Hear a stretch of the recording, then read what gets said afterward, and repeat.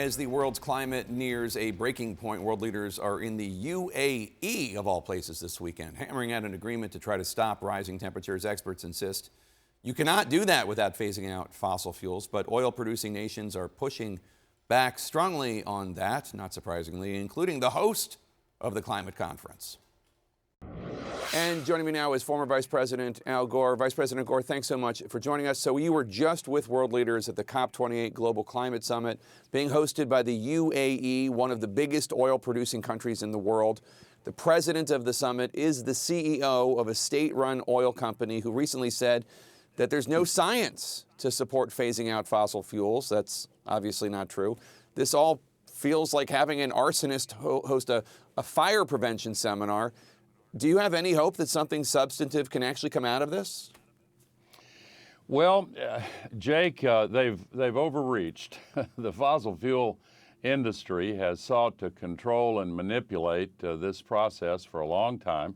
They're way better at capturing politicians than capturing emissions, but they've gone too far, and I think that it could possibly end up as a kind of blessing in disguise, because it has awakened a lot of people to how absurd this situation is. The climate crisis is a fossil fuel crisis, and they try to pretend that they can separate fossil fuels from emissions from the fossil fuels and keep on burning them and catch the emissions on the way into the air.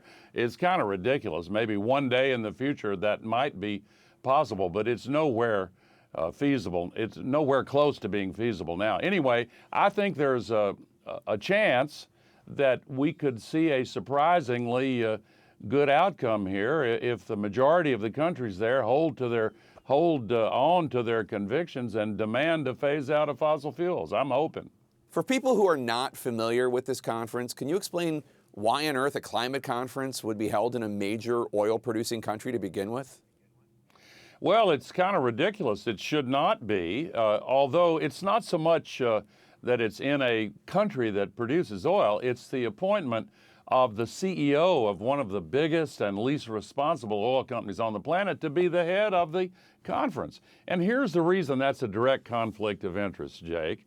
He's charged by the UN with the responsibility of guiding the world toward a sharp phase down of these greenhouse gas emissions, which mainly come from burning fossil fuels.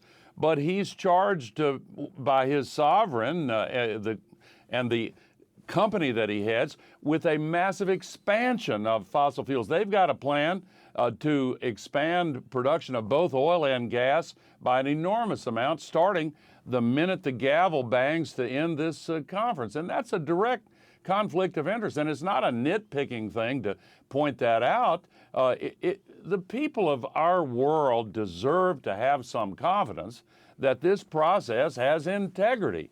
And we've been seeing the fossil fuel polluters try to manipulate this process for a long time, and the world's running out of patience, because this is so serious now. We're in the hottest year ever measured. We're seeing these extreme climate-related weather events just causing havoc all over the world. And the scientists who've been spot on and dead right in their past predictions, we've seen it play out.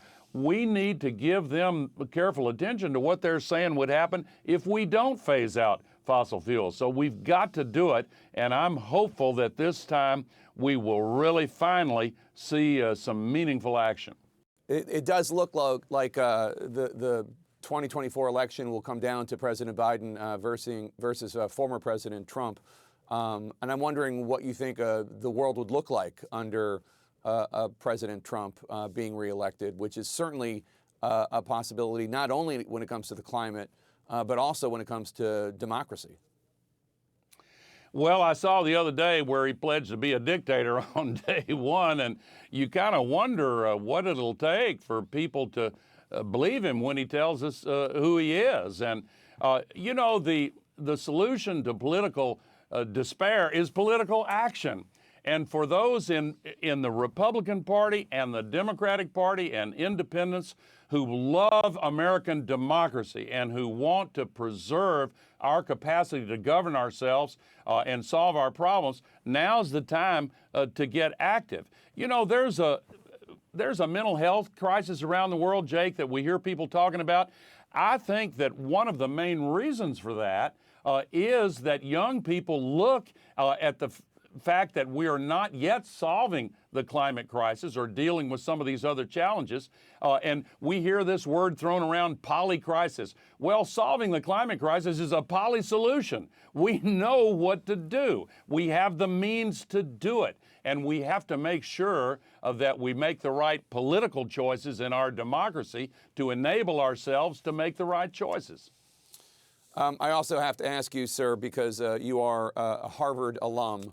The presidents of Harvard, Penn, and MIT were before Congress this past week, and they were asked whether or not it explicitly calling for the genocide of Jews on their campus would constitute harassment, and they seem to struggle with that, although the presidents of Penn and Harvard issued clarifying statements.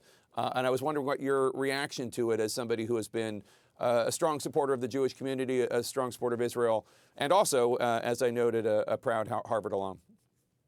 Well, I was shocked by the tone deafness of those comments, and I think they got bad legal advice in putting together what they were going to say, and they certainly do need to clarify that, and we need to respect one another in our country, and when statements of the kind that they were asked about come out, we need to stand against them and stand firm as Americans for respect for all of the communities that make up America. E pluribus unum. We need to be one country.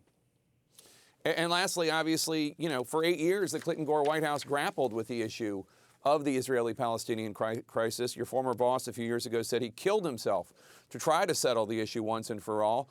Obviously, there was a deal on the table when he had the leaders of Israel and the Palestinian people in the United States trying to offer a deal. Given all that history, given the blood, sweat, and tears of the Clinton-Gore administration to try to bring peace to the region, what goes through your mind when you see the crisis unfolding as it is right now?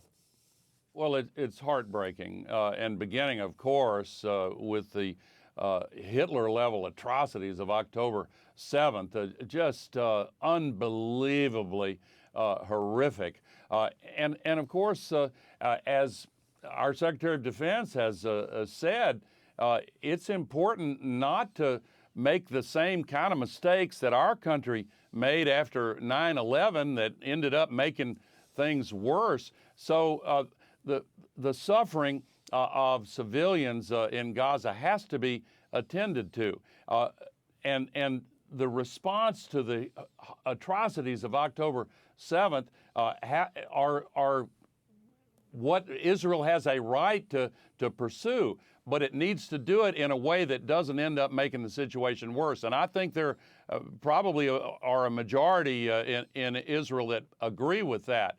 We have to go back to the two-state solution, Jake. Sometimes a solution appears to be so hard that people quit talking about it. And Hamas doesn't want a two-state solution, and some, even cabinet members of Netanyahu, don't want a two-state solution. But the majority understand that's where this needs to go in order to solve it for the long term. Vice President Al Gore, always a pleasure. Thank you so much for your time today, sir. Thank you, Jake.